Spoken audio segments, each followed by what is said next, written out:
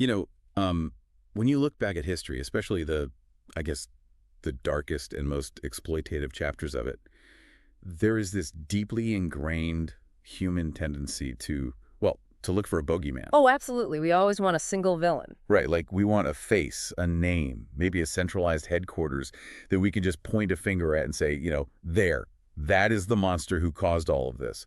Because, I mean, we want history to read like a comic book. Because the alternative is it's just too messy. Exactly, it's way too messy. Yeah, that desire for a clean narrative is incredibly strong.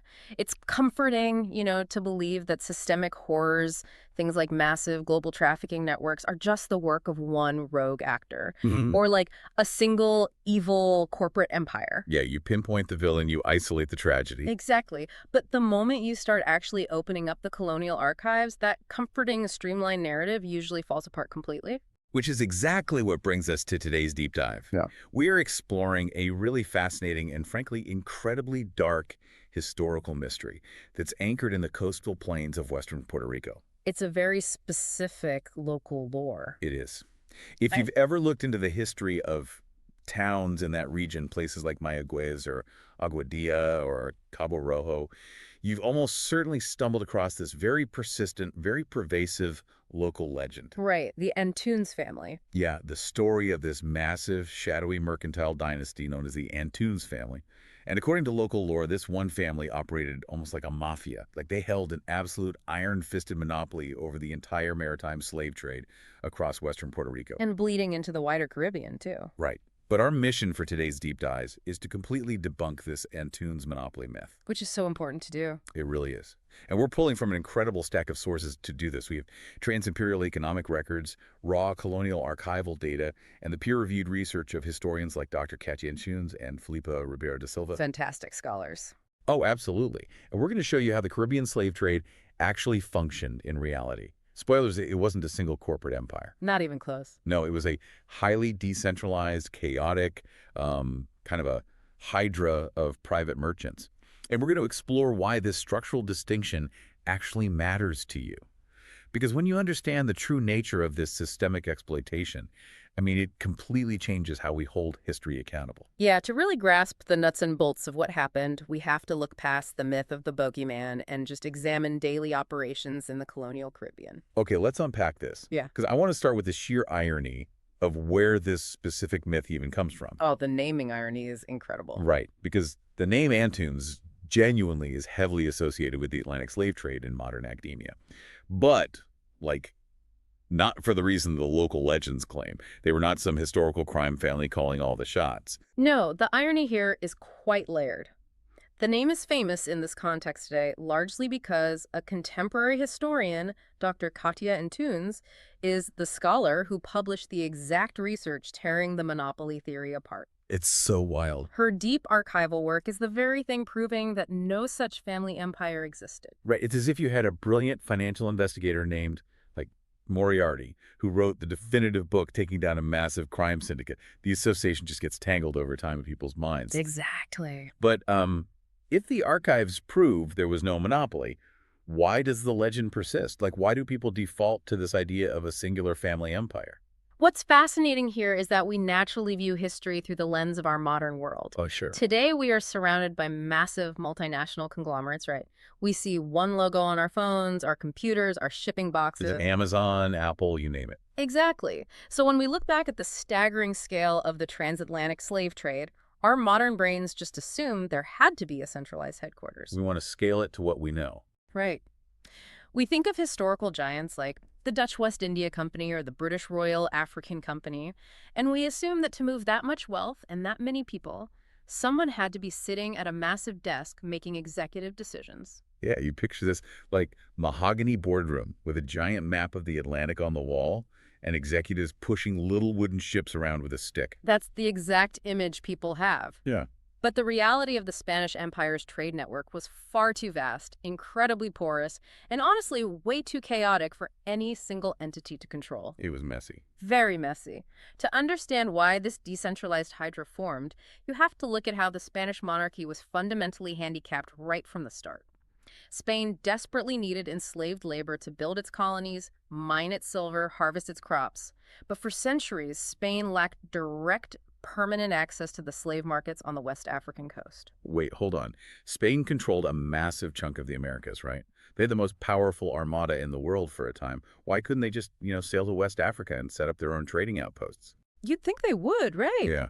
Did they just lack the shipbuilding resources to maintain two different global fleets or something? No, it wasn't a lack of resources at all. It was actually a geopolitical and legal firewall. A firewall. Yeah, going all the way back to the 1494 Treaty of Tordesillas. Oh, the Pope's line. Exactly. The Pope essentially drew a line down the middle of the globe. Spain was granted the rights to the Americas, and Portugal was granted the rights to Africa and the route to India. Right. Right. So Spain was legally and diplomatically locked out of establishing direct colonial outposts in West Africa. Oh, wow.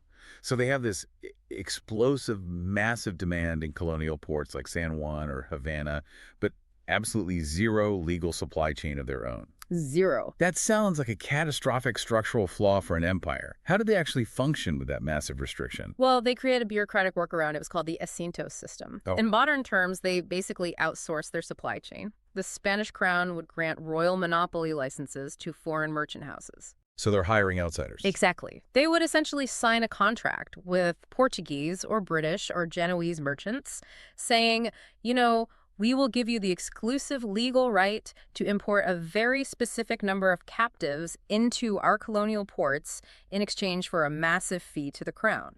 I mean, so they are outsourcing their most critical labor supply to their own geopolitical rivals, wrapping it in intense imperial bureaucracy and heavily taxing it. That sums it up perfectly. I'm no supply chain expert, but that sounds like a recipe for a massive, unmanageable bottleneck. It was a nightmare. Right.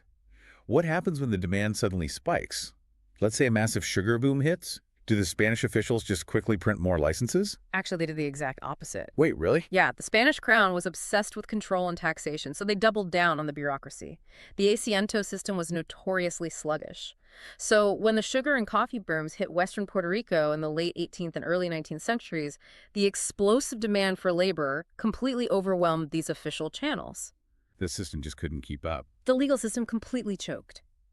And as we know, economic markets abhor a vacuum. So this highly bureaucratic, failing corporate supply chain completely collapses under its own weight, leaving this massive void. Yes. And I'm guessing this void is not filled by like a different royal monopoly, but by a completely unregulated black market. Exactly. That massive, unregulated space is exactly where private opportunists stepped in to fill the gaps left by the failing Spanish Empire. And this is the moment in the archives where merchants who happen to carry the name Antunes actually enter the colonial ledgers. That's the moment, yes. So people digging through municipal records see the name repeatedly and think, I hear the masterminds. But based on what you're saying, they weren't sitting on a golden throne dictating terms to the Caribbean at all. Not even close. When we dive into the research of Filipa Ribeiro da Silva, we get a really highly detailed look at who these traders actually were. Right. What does she call? She describes them as cross-cultural brokers. Cross-cultural brokers. Okay. Yeah, we are looking at a messy, diverse web of Sephardic, Jewish, German, Flemish, Dutch, and Portuguese merchants. So it's very international. Very. They did not form a single incorporated entity. Instead, they formed highly decentralized, self-organizing networks. But if they aren't a corporation, how does this actually work on a practical level? I mean, how do you overcome the language barriers or trust someone with massive amounts of cargo and money if you don't have, like, a legally binding corporate structure keeping everyone in check? That's the brilliant part. They relied heavily on kinship ties, religious networks, and shared mercantile languages. Social capital. Exactly. For example, many Sephardic Jewish merchants who fled the Inquisition ended up in hubs like Amsterdam. They maintained familial connections across different empires. So they already had a built-in network of trust. Right. So an Amsterdam-based merchant could partner with the Portuguese captain and a Flemish financier. They would pool their capital to fund a single voyage. Just one voyage at a time. Yeah, it was highly fluid. They joined forces specifically to penetrate and bypass the blind spots of the Iberian crowns. Here's where it gets really interesting. Because the way you're describing this structure, it sounds less like a monolithic corporation and more like kind of like independent film production. Oh, that's an interesting way to put it. Or like a dark historical version of the gig economy. where you assemble a specific crew of independent contractors, a director, a cinematographer, a producer, just for one specific movie. Right. And then once the movie wraps, the crew just disbands, and they might form entirely new partnerships for the next project. That is a fantastic analogy. It was exactly that modular joint venture system. If a ship captained by someone named Antunes didn't secure funding for a voyage to the Caribbean, the market didn't crash. Someone else just stepped in. Exactly. A Dutch ship from Curacao simply took the route instead. Or maybe a British privateer from Jamaica. They were completely interchangeable nodes in a massive modular web. That modularity brings up a huge logistical question for me. Okay, what's that? If there is no central office sending out memos, and everyone is essentially an independent contractor in this gig economy, how do they coordinate? Like, how do a bunch of Dutch and Portuguese merchants know exactly which geographical blind spots to target in the Spanish Caribbean? The thing is, they didn't coordinate through a grand strategy. They didn't. No, they coordinated through market signals. They simply followed the economic currents, the geographical paths of least resistance, and the highest potential reward. Oh, I see. Which leads us directly to the physical shores of western Puerto Rico. Okay, let's paint a picture of that local geography, because this is crucial to understanding why the lore is so deeply anchored to towns like Mayagüez and Cabo Rojo specifically. It's all about the landscape. Right. If you look at the landscape, the coastal plains on the western side of the island were absolutely perfect for growing highly lucrative sugarcane. Perfect soil, perfect climate. But getting the labor to work those fields meant you had to deal with the capital city, San Juan. And from a smuggler's perspective, San Juan was a fortress you wanted to avoid at all costs. It was just too locked down. Completely. San Juan was the seat of military and bureaucratic power. It was heavily fortified, guarded by massive stone citadels like El Morro, Right. and it was closely monitored by the Spanish crown's tax collectors. If a local elite in Mayagüez wanted to buy enslaved laborers through the legal, official Asiento channels, they had to route everything through San Juan. Which basically means paying exorbitant imperial taxes, dealing with endless paperwork, and potentially waiting years for an official Spanish-approved ship to actually arrive. Exactly. Meanwhile, your sugarcane is rotting in the fields, and the global market is demanding your product. The economic pressure on these local planters was immense. Consequently, the western side of Puerto Rico completely transformed to bypass San Juan entirely. It just became a massive blind spot. It became a contraband paradise. Because the geography physically allowed for it, right? Exactly. The geography was practically designed by nature for smuggling. Ah. The western coast is full of jagged coves, deep hidden bays, and most importantly, it was a sheer physical distance away from the watchful eyes and cannons of the capital. So just too far for San Juan to properly patrol. Right. The private traders, those cross-cultural brokers we were just talking about, they knew exactly where this vulnerability was. So how did the actual smuggling route operate mechanically? Because obviously they aren't sailing massive deep water European galleons directly onto a hidden beach in Cabo Rojo. No, the massive transatlantic ships couldn't navigate those shallow coves at all. And they'd be way too obvious. They would draw way too much attention. So the route relied heavily on nearby neutral foreign islands acting as trans-shipment hubs. Okay. Specifically, places like Dutch-controlled Curacao and Danish-controlled St. Thomas. A massive ship arriving from the Atlantic would drop its captives at these neutral islands, where Spanish law essentially had no jurisdiction. So it's basically a regional distribution center. Precisely. Then, smaller scale, much faster private maritime vessels would purchase the captives at the hub, sail across the short distance of the Caribbean Sea, and smuggle them directly onto the remote beaches of western Puerto Rico. Usually at night, I'm assuming? Usually under the cover of darkness, yes. Bypassing San Juan, bypassing the taxes, bypassing the Spanish crown entirely. Bypassing the whole empire. But I have to stop you here and push back on the motivations a bit. Yeah. Because taking on the Spanish Empire, running these illegal transshipment routes, risking your ships being seized, that requires an incredible incentive. It's a massive risk. Right. So I'm assuming these local Puerto Rican plantation elites were just desperate, which means they were probably being utterly extorted by these smugglers, right? I mean, if you're a desperate farmer and a pirate shows up in your cove, you're kind of at their mercy. That is actually a very common assumption, but the colonial ledgers show a completely different reality. Really? Yeah, the local elites in western Puerto Rico were not victims of extortion at all. They were highly complicit, active partners. Wait, partners. They had the local magistrates and municipal officials completely in their pockets.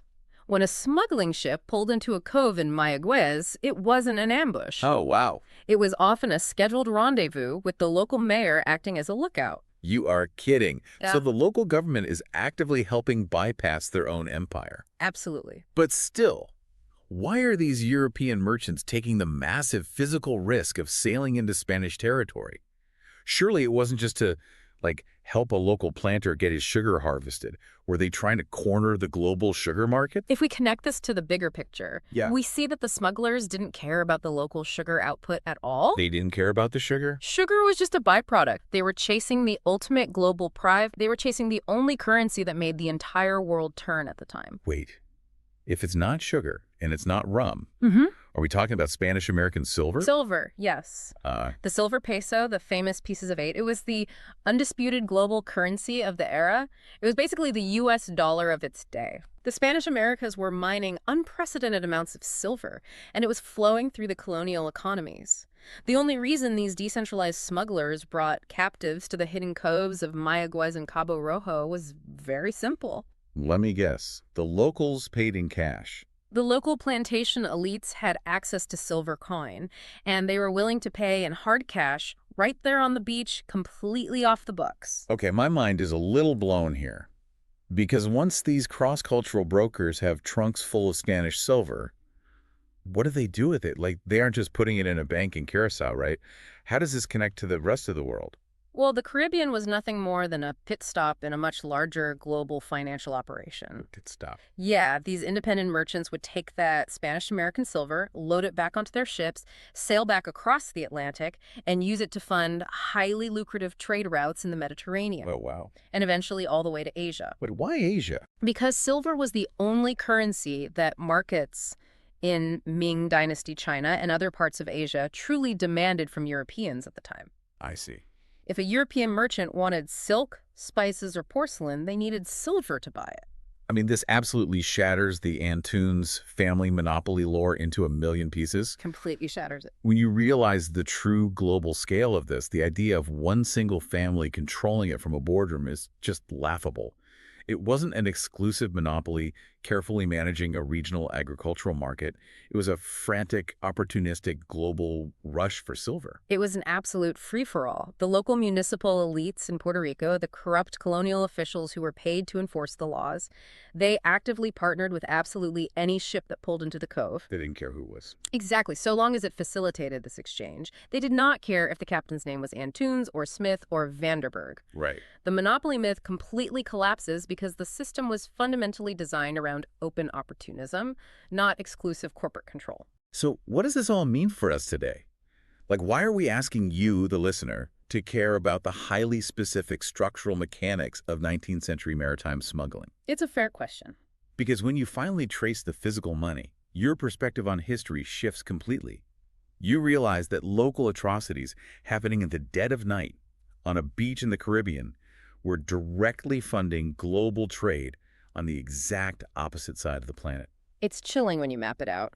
It really is. Mm-hmm. The spices and silks bought in Asian markets were paid for with silver acquired through human trafficking in Puerto Rico. Yeah. It is a deeply, terrifyingly interconnected web. And this raises an important question about how we view history and how we assign accountability. Yeah. Debunking this myth is vital for historical integrity, because when a community tells a story about a singular, mythical Antunes family running the whole show, it gives a convenient face to the villain. It makes it simple. Right. It lets the modern conscience say, they were the bad guys. A few evil men did this. But that is a convenient lie. It's a lie that lets the entire global system off the hook. Precisely. If we blame one family, we don't have to look at the massive decentralized machine that actually perpetrated the horror. Right. The true tragedy of this era is that it required the active, willing complicity of thousands of moving parts across the globe. Yeah. It required Spanish governors looking the other way. It required Dutch suppliers managing trans-shipment hubs. It required Danish ports offering safe harbor. And local mayors playing lookout. Yes, and Puerto Rican landowners standing on a beach with silver in hand. All of them, across different empires, languages, and cultures, actively choosing profit over human life. I mean, the individuals who happen to be named Antunes were certainly part of that vast machine. Mm-hmm. But they were just independent cogs. They Yeah. weren't the masterminds pulling the strings. The machine ran entirely on its own, fueled by the demand for labor and the pursuit of silver. It was a self-sustaining ecosystem of exploitation.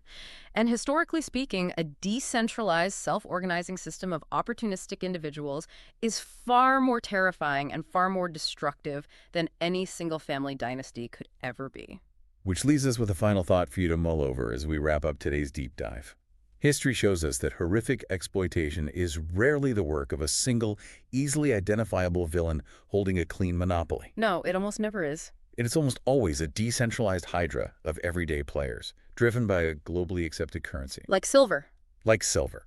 So it makes you wonder, as you look at our modern global supply chains today, the rare earth metals in the phones in our pockets, the complex manufacturing of the clothes we wear, what invisible hydras might be operating right under our noses, what vast decentralized systems of exploitation are hiding behind the complex, everyday networks we rely on, just waiting to be uncovered in the archives of tomorrow.